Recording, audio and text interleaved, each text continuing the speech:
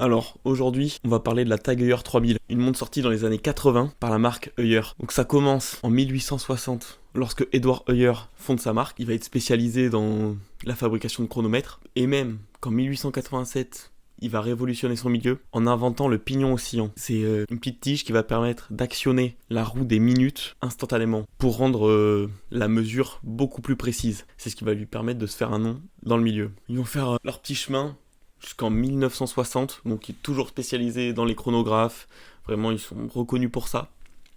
Ce qui se passe dans les années 60, c'est la crise du quartz. Toutes les maisons horlogères la subissent. Chacune vont prendre leurs décisions, bonnes, mauvaises. Mais il y a quelque chose qui se rajoute pour la marque Heuer, c'est qu'ils font des chronographes. Ça coûte cher à produire et c'est complexe. Donc durant une crise, vraiment pas la meilleure chose. Et pour ça, il va falloir trouver une solution. Ça va être d'élargir leur gamme en rajoutant au catalogue une montre de plongée, la série 1000.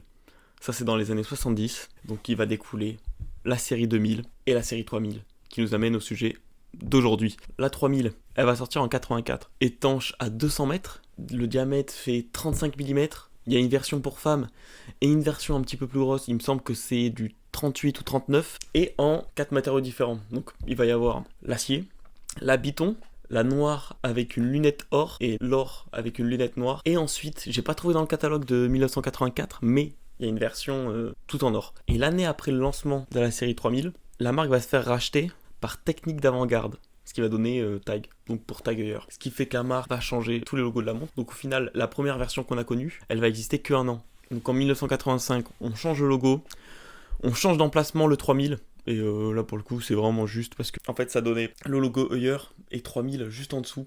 Et ça manquait d'équilibre sur le cadran. Donc là ils viennent le mettre juste au-dessus de l'index des 6 heures. Donc on a vraiment le logo en haut, le 3000 en bas. En sachant qu'il y avait aussi une version chronographe. Les deux montres étaient équipées d'un ETA 955-112. Et donc on a rajouté un module, ce qui fait que la montre est plus épaisse. Sur la version chronographe, le module c'est un du bois de Pras 2000. Et pour le coup, la chronographe, la production va être arrêtée plus tôt, en 1989, parce que justement, Tag Heuer va arrêter de travailler avec du bois de Pras, ce qui fait qu'ils vont arrêter la production.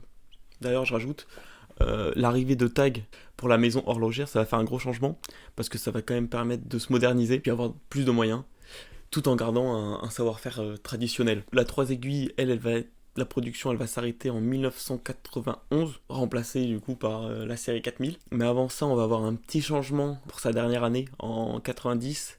Il y aura la suppression de la mention 3000. Donc le cadran sera plus épuré, plus léger. Mais par contre, rajoute la couleur sur le logo. Et moi, dans cette version-là, j'y suis très sensible. Je pense que c'est ma préférée. Là, les dernières des années 90, quand on voit le fond gris, noir, avec le logo en couleur, sans le 3000, sans aucune mention, c'est exceptionnel. Maintenant, on va parler un petit peu du design de cette montre, parce que bon, c'est clairement pour ça qu'on peut lui porter de l'intérêt. Parce qu'elle n'a pas des spécificités non plus folles. Voilà, c'est une montre quartz, etc. Mais par contre, c'est une montre qui n'est pas commune du tout, quoi. C'est un design. Je trouve que cette montre, ouais, elle a un charisme, elle a du caractère. En plus, dans un diamètre qui est assez restreint, et sur une plongeuse, ça se fait rare. Ouais, c'est pas une montre de bourrin. C'est valable pour toutes les montres, mais pour celle-ci encore plus. Quand on lui change le bracelet, elle s'adapte à tout en fait. Vraiment, un bracelet en cuir, dessus, ça lui fait un charme. Quand on garde le bracelet acier, vraiment un look sportif. Et quand on lui met un bracelet silicone, comment dire, les rubbers quoi. Ouais, ça lui donne un petit truc un peu fantaisiste. Mais voilà, ça reste un modèle qui a un petit peu d'histoire. Elle a existé dans un moment de transition de la marque. On a un petit peu d'histoire au poignet, c'est sympa. En plus, c'est une montre où on peut toujours faire des bonnes affaires. C'est compliqué parce qu'il y a pas mal d'intérêt autour de cette montre depuis 2-3 ans, je dirais, où elle prend la cote. Il y a un intérêt vraiment qui évolue. Ce qui fait qu'on la voit à des prix injustifiés. Quand on la voit à plus de 400€, c'est n'importe quoi. Moi, ce que je vous conseillerais au niveau du tarif, c'est max 250. Alors si vous cherchez là actuellement, vous en trouverez pas. Faut attendre qu'il y ait une bonne occasion. Faut aller fouiner. Allez à 300 maximum. Et surtout, vous, ça vous permettra derrière, parce que bon, je pense pas que ce soit une montre qu'on garde toute sa vie. C'est quelque chose qui va pouvoir vous accompagner dans votre épopée horlogère. Puis surtout, je trouve ça plus sympa, c'est ma vision, mais d'avoir peu de modèles, une collection très restreinte, mais par contre, qu'on fait évoluer. Il faut échanger des modèles, pas forcément que ça prend en valeur, mais juste pour pouvoir essayer plein de choses, mais accumuler, je trouve ça dommage. Déjà, on empêche quelqu'un de pouvoir profiter d'un modèle. Si t'as une montre et que tu la portes 10 fois dans l'année, quoi, enfin, ça sert à rien. Moi, ma vision, je sais que c'est pas celle qui est le plus partagée, mais vraiment, avoir 4-5 montres, ça fera largement l'affaire, je pense. Et vous tournez avec ça.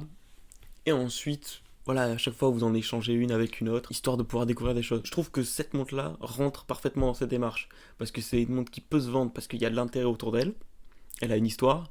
Vous pouvez la toucher avec, si vous faites des efforts, à moins de 300 €, et une montre que vous pouvez revendre. C'est des tout petits bénéfices, je veux dire, en plus si tu gardes la montre 2 ans, c'est pas significatif. Mais ça rentre dans le truc de je surconsomme pas ma montre, ça m'oblige à la chercher, ça m'oblige à m'informer. C'est une consommation réfléchie. C'est-à-dire, ok, je sais ce que j'achète, ça me laisse le temps de réfléchir à pourquoi je l'achète, en termes d'économie. Je dois l'acheter tant, j'achèterai pas au-dessus, pas de caprice. Et derrière, je peux faire une plus-value minime, mais au moins, elle me permettra d'accéder à une autre montre.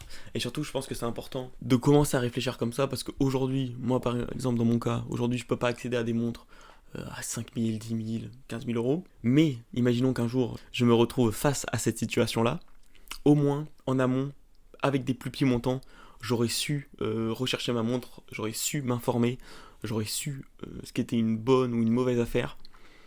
Voilà, faut se faire la main sur des petits montants comme ça. Et en plus, je trouve que ça permet d'encore plus créer une connexion avec l'objet. Donc c'était la première fois que je faisais un format comme ça. Faites-moi des retours, ce sera pas la seule. J'ai plein d'idées de modèles, je veux dire, pour le coup là, on est gâtés. Je pense que ça sera plus sur du vintage pour le coup, parce que bon, en termes de neuf, des nouveautés, des sorties, je pense qu'il y a tout ce qu'il faut sur YouTube. Franchement, beaucoup qui le font bien.